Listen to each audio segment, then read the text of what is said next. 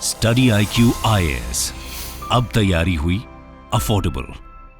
नमस्कार दोस्तों अभी पूरा देश कोलकाता वाले इंसिडेंट से उभरा भी नहीं था कि वहीं मुंबई के पास एक जगह है बदलापुर नाम का, वहां से एक बहुत ही घिनौनी वारदात सामने आती है। और कल से जब से ये खबर आई है, आप में से बहुत से लोगों का मेरे पास मैसेजेस आया है कि सर इसके बारे में बताइए कि एग्जैक्टली हुआ क्या है।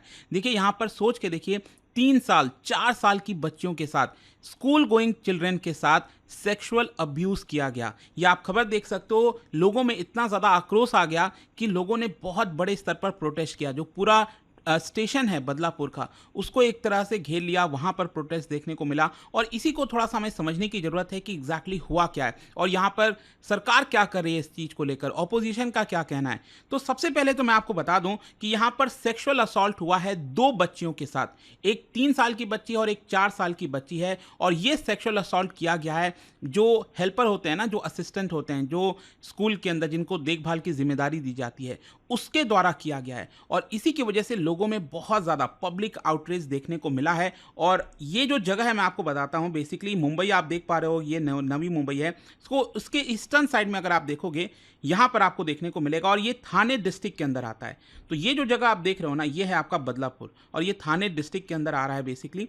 तो यहीं पर ये पूरा इंसिडेंट हुआ है, और इसकी वजह से यहाँ पर बहुत सारी जो ऑर्गेनाइजेशन है, आज उन्होंने बंद का भी आह्वान दिया है ताकि इस इंसिडेंट को लेकर लोगों में जागरूकता फैलाई जा सके। खैर, अगर हम इस इंसिडेंट के बारे में बात करें तो जैसा कि मैं आपको बोल रहा था कि 2 किंडरगार्टन स्टूडेंट, एक 3 साल की बच्ची और 4 साल की बच्ची, एक स्कूल अटेंडेंट के द्वारा ये पूरा सेक्सुअल अब्यूज हुआ। और बताया ये जा रहा है कि मोस्ट प्रोबेबली ये जो इंसिडेंट है वो 13 अगस्त से लेकर 16 अगस्त के बीच में, सोच के देखिए, 13 से 16 के बीच में 15 अगस्त भी आता है, इंडिपेंडेंस डे।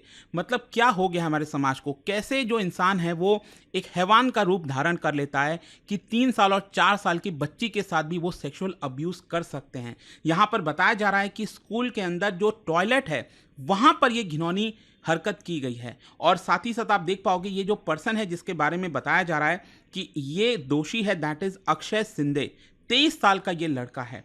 एंड बताया ये भी गया है कि ये इसको कॉन्ट्रैक्चुअल बेसिस पर अपॉइंट किया गया था 1 अगस्त 2024 को। तो हार्डली अभी करीब 14-15 दिन हुआ होगा उसको कॉन्ट्रैक्ट देते हुए। और कहीं ना कहीं यहाँ पर स्कूल की भी बहुत बड़ी जिम्मेदारी बनती है कि किसी भी पर्सन को, और आप अलाउ करते हो स्कूल के अंदर, कोई जॉब प्रोवाइड करते हो, कॉन्ट्रैक्ट बेसिस पे हो, परमानेंट हो, जो भी है, तो ये आपकी जिम्मेदारी बनती है कि यहाँ पर आपको उसका बैकग्राउंड चेक और बहुत सारी चीज़ें आपको देखनी होती हैं ताकि इस तरह के इंसिडेंट ना हो। सीसीटीवी वगैरह वर्क कर रहा है कि नहीं, क्योंकि बताया ये गया है कि स्कूल के अंदर सीसीटीवी वर्क नहीं कर रहा था। और अक्सर ये देखने को मिलता है कि जब भी इस तरह के इंसिडेंट कहीं पर होते हैं तो अक्सर आप ये सुनोगे कि सीसीटीवी वर्क नहीं कर रहा है। ऐसा क्या हो जाता है अचानक से, तो ये थोड़ा सा हमें देखना पड़ेगा। खैर, यहाँ पर आप देख सकते हो कि ये पूरा इंसिडेंट कैसे सामने आया, क्योंकि आप सोचिए 3 साल और 4 साल की बच्ची, मतलब उनको तो पता ही नहीं होगा कि उनके साथ हुआ क्या है।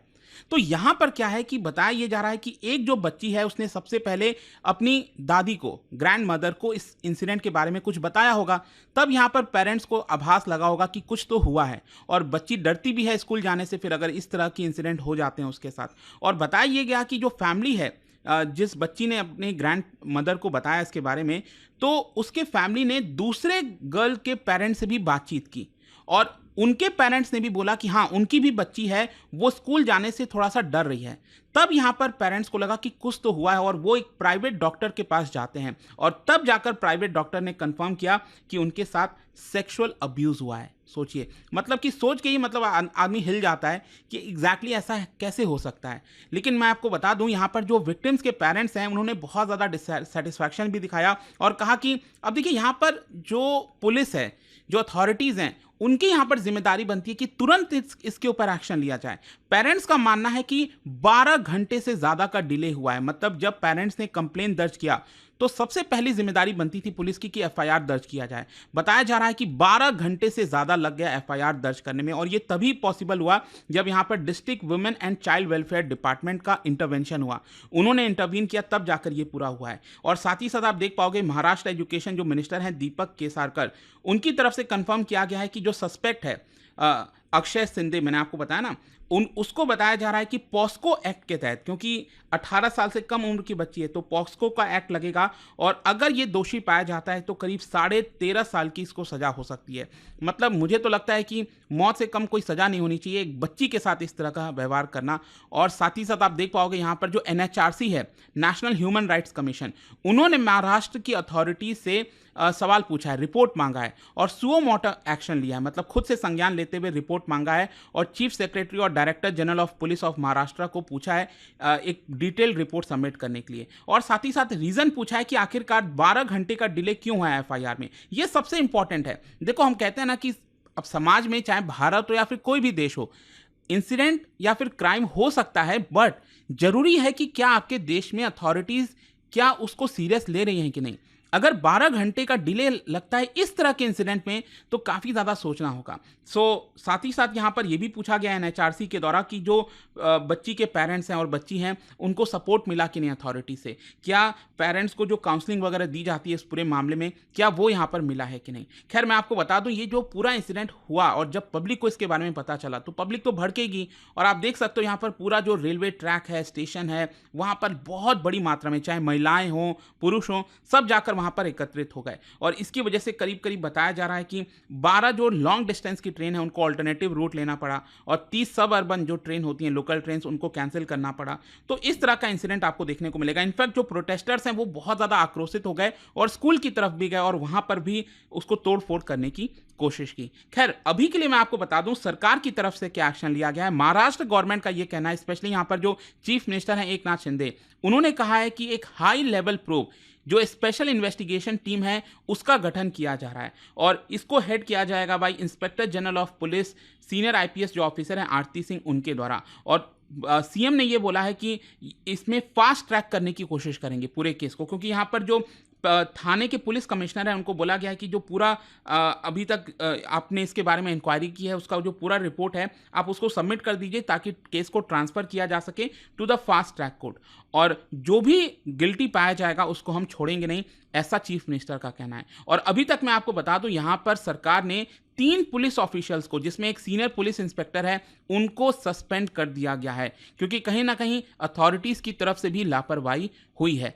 खैर, इसको आगे देखते हुए यहाँ पर एक महाराष्ट्र का सरकार का ये कहना है कि एक बड़ा कदम लिया जा रहा है कि विशाखा कमिटीज भी स्कूल में बनाई जाएगी। देखो, आपने सुना होगा कि सुप्रीम कोर्ट ने विशाखा कमिटीज का गाइडलाइन दिया था, और ये बेसिकली ऑफिसर्स के लिए था कि जो महिलाएं ऑफिसर्स जाती हैं, काम करती हैं, अगर उनके साथ कोई भी गलत चीज़ होता है, कोई भी हो, तो वो कमिटीज़ में कंप्लेन कर सकें, तो वो विशाखा कमिटीज़ था। तो ये जो कमिटीज़ हैं उसको स्कूल लेवल पर भी फॉर्म किया जाएगा, और स्पेशली यहाँ पर जो बच्चियाँ हैं, जैसे 9th 10th और जूनियर कॉलेज की लड़कियाँ हैं, उनके लिए स्पेशली, ताकि वो अगर उनके साथ कोई छेड़छाड़ होता है, कोई भी प्रॉब्लम होता है, तो वो अपना जो कंप्लेन है वो इस कमिटी के पास दर्ज करा सकें। और इसके साथ साथ ये भी बोला गया है कि अगर किसी भी स्कूल प्रीमाइसेस में सीसीटीवी कैमरास वर्क नहीं किया गया या फिर इंस्टॉल नहीं किया गया, वर्क नहीं कर रहा है, तो उस केस में यहाँ पर पेनल्टी भी लगाई जाएगी, यहाँ पर स्कूल के खिलाफ एक्शन भी लिया जाएगा।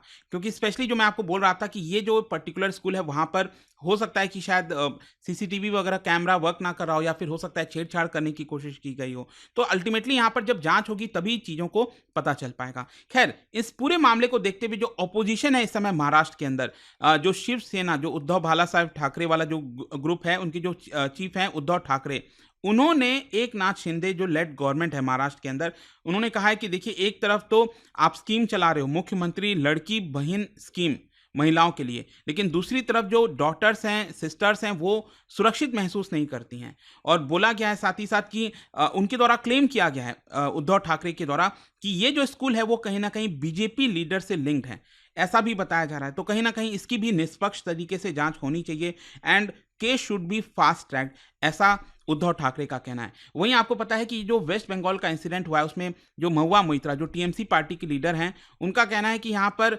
जो सीबीआई होती है, ईडी होती है, या फिर सीबीआई हेडक्वार्टर, वो सिर्फ ऑपोजिशन रूल स्टेट्स में ही क्यों जाती है, वहाँ पर ही उनको केस क्यों हैंडओवर किया जाता है। ये जो महाराष्ट्र का इंसिडेंट हुआ है, इसके ऊपर भी प्रॉपर जांच होनी चाहिए। तो आई होप कि अब आपको समझ में आ गया होगा कि एग्जैक्टली महाराष्ट्र के बदलापुर में क्या इंसिडेंट हुआ, क्या चीज़ें हुई हैं। और जाने से पहले आप सभी के लिए एक क्वेश्चन भी है, क्योंकि हम पॉक्सको की अभी बात की इस वीडियो के अंदर, तो पॉक्सको से रिलेटेड ही यहाँ पर 2 स्टेटमेंट दिया हुआ है। आपको बताना है कौन सा स्टेटमेंट करेक्ट है, और जैसा कि आप सबको पता है कि इसका जो आंसर है आपको इंस्टा पर मिल जाएगा। और अगर आप पीडीएफ चाहते हैं तो टेलीग्राम पर आइए, अलग अलग सोशल मीडिया पर। और जैसा कि मैं आपको बताता रहता हूँ कि स्टडी आईक्यू पर यूपीएससी के कोर्सेज अवेलेबल हैं। अगर आप इंटरेस्टेड हैं, स्पेशली 2026 का जो लॉन्ग टर्म बैच है वो भी आज से लॉन्च हो रहा है, तो वो भी आप लेना चाहते हैं तो इसका जो लिंक है वो कमेंट सेक्शन में दिया हुआ है, वहां से जाकर आप ले सकते हैं। आई होप कि वीडियो आपको समझ आया होगा, क्लैरिटी मिली होगी, एंड लेट्स होप कि हम एक बेटर समाज बन सके फ्यूचर में। And thank you so much, see you guys soon. Study IQ IAS, अब तैयारी हुई अफोर्डेबल।